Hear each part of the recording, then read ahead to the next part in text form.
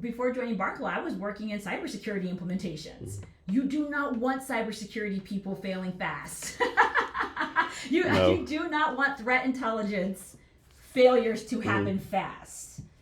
You do not want incidents to happen so fast, especially when it already takes us so long on average to detect an incident, right? So I think when people say fail fast, this is an example of what I mean of like, you're not hearing yourself. Yeah. You're not hearing, and you're also not holding room for like, when you think about people's life's work across all these different disciplines, like in power plants or like the medical field, or like, I mean, there's so many examples of this. It's like, you would never want those people failing fast. No, you don't. So as a startup founders, or actually people in general, all across all sections of life, people get all kind of advice, right? And usually people get advice, it's from a good place, but a lot of times it's not the best advice for that person's situation, right? Like something worked for you like in 1999, probably isn't relevant in 2025, right? So how do you recommend people like taking all this advice and not be like rude, like. Yeah, that's a really good question. I think when it comes to advice, it's important maybe to, at least for me, I look at it in terms of principles and practice. So let's say somebody from 1999 is giving somebody startup advice today, and they made their money in the early 2000s, and they've just been, advising and taking slices of companies and incubators, just for getting advice on feedback on pitch decks and introducing them to prospects, and that's how they do it. There's going to be an element of principle in what they're sharing with you, perhaps, that you can apply. But like the tactics and the practices that maybe made them their money, or in the context of their startup or product or solution or whatever, that might not be the apples to apples thing. So I'm really big on advice, and mentorship. So our fund partner I mentioned earlier, he's up to 36 successful companies across his angel investment. He worked at Kaiser Permanente in their corporate VC arm. He's doing the second fund at Qubits, and you can imagine how many L's he had to get to the 36 does, right? And even he would tell you that what was the winning combination for the earlier 36 is not going to be the winning combination of what comes through Barclay or what comes into Qubits Fund 2, because these sorts of things are dynamic. However, the principles that he shares with us, right? He was coaching me, kind of like I was telling you earlier about some of this innovation disruption thing, where he's just like, Sierra, be okay with being a disruptor, right? I mean, a lot of times I think as disruptors are asked to be apologists. Yeah. But that we wouldn't be disruptors anymore if we were like trying to like hold people's hand while we take them kicking and screaming into the future, right? But that kind of advice, that kind of principle, that always held true. Like 25 years ago, he's deprecated over 180 legacy systems by way of his work in his previous life. Those same people, now when he's innovating and getting those 36 wins, they love him. When he's getting rid of their old systems, they hate him, right? And so that kind of advice, like that's timeless advice. So I might have these numbers wrong, but I think there's something out there showing that like young females in elementary school, 80% of them are interested in STEM. That drops down to like 10, 20% of high school. Why do you think it's such a big drop from elementary to high school with females being interested in STEM? And is there anything we can do to solve that? I think that's a uniquely American problem. And I'm really grateful for my time like at Miston and all that, where I got to travel the world and see how technology is adopted. And when I say uniquely American problem, I'm not saying the isms, I call them the isms, the sexisms, the racism, the isms. I'm not saying the isms are an American problem. I'm saying STEM as a concept is a uniquely American problem. STEM was created because we fell out of lockstep 30 years ago with what the rest of the world says were table stakes in education. We decided that what people were learning in 4th and 5th grade in China, Germany, France, etc., needed to be in a special category called STEM. And I do think that some of these challenges we're having around future tech and deep tech and all of that, whether it's investments and patience or just even education and learning. Remember I told you about getting educated more through sci-fi and all that. I do think that part of this is the cumulative effect of having a special category called STEM where only certain people on certain tracks learn it and not making it the general public education. I do think we're starting to see some of the effects of that a few decades later. So to come back to your question, when you hear that I told you about those 48 countries, or there's a group that I hang out with on Fridays. Hey everybody? They're the Africa Quantum Consortium, and they have happy hour every Friday, and you can log in and all that. And there's a mix of men and women on there, and they're from all across sub-Saharan Africa, because nobody went and said, like, when we're going to do our education, only certain people are going to be encouraged into STEM. And I think that that's kind of what happened here, was that STEM became this brand. Remember I told you about imperatives? We did not treat STEM as a table stakes imperative for an educated populace. We treated it as like a super special side thing that could be like a optional career path. So like, unless there was a future career path, remember I told you about investment, we're very coin operated in this country. So if there wasn't like a coin operated thing of like, here's the job or whatever, you're not going to learn STEM.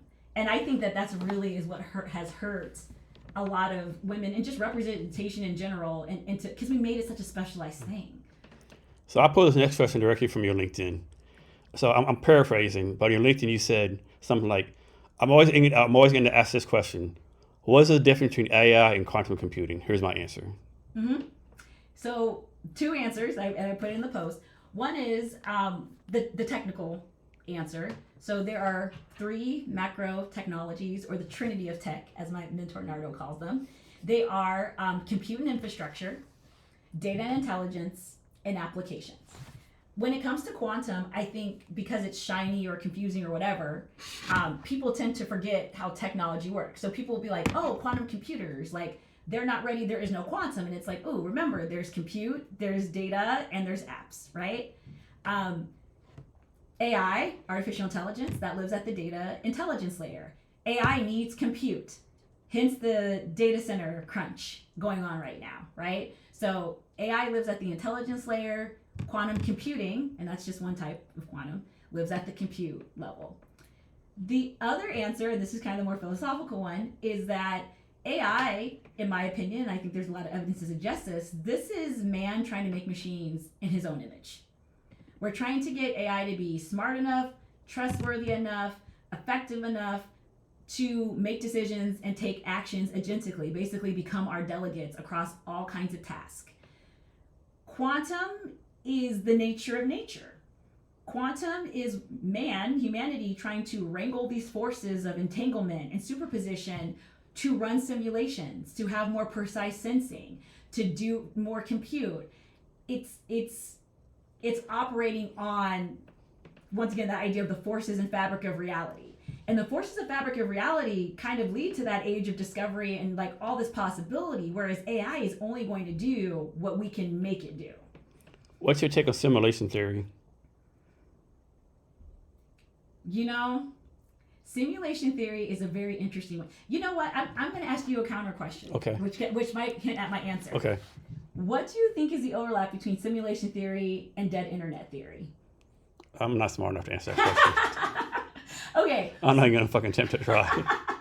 Okay, so for folks who don't know, there's this theory called, well, how about you explain simulation theory? And So simulation theory is like, it's a crazy theory, but I know like 4 or 5 people who like 100% believe in it, right? Mm-hmm. And these ain't stupid people, right? These people like, you know, like your level of smartness, right? Well, thank you. But yeah, they're smart, right? So basically the theory is like, we're based in a game, like right now we keep treating AI, we keep all these AI games or whatever. And so the theory is like, we can do this, maybe somebody else always done it to us, right? Like, you ever watched the show Rick and Morty? Mm-hmm. Remember the one show, like one of the first episodes were like him, Morty, and the other young lady's name, I can't remember the name. I can't remember her name, but the car battery goes dead. And so Morty said, we gotta go jump. No, we don't. I have to go to the battery and have them fix it, right? And so he had to create a civilization in his battery to do the battery, right? But then he went there and learned they had done the same thing. So like 6 generations down, all these people live in simulation theories, right? Yeah, and then dead internet theory suggests that we crossed the threshold, debatable how long ago. Mm-hmm. I'll throw out there the moment when research and things have confirmed that like what we've done to train AI models, we in the last 3 to 5 years for those models consumed all human produced data on the World Wide Web since its existence, just to train those models. So to me, that moment where we crossed that threshold of we used up all the human data on the World Wide Web, that moment people have a theory that says the internet became dead because from then the algorithms, the copy of a copy, you use Xerox, something, it's copy of a copy of a copy. The algorithms and the AI empowered algorithms and all that, they're just playing off of themselves with humans and their kind of predictability. Yeah. Right? And so dead internet theory says since there's nothing kind of organic or original, the volume at which we can produce original thought or content on the internet is even degrading because now it's AI enabled content production. So that's still not human generated content. And so the internet is dead. Now there's another part of the theory that says, that's a new attempt and tactic at mass control, blah, blah, blah, blah, blah.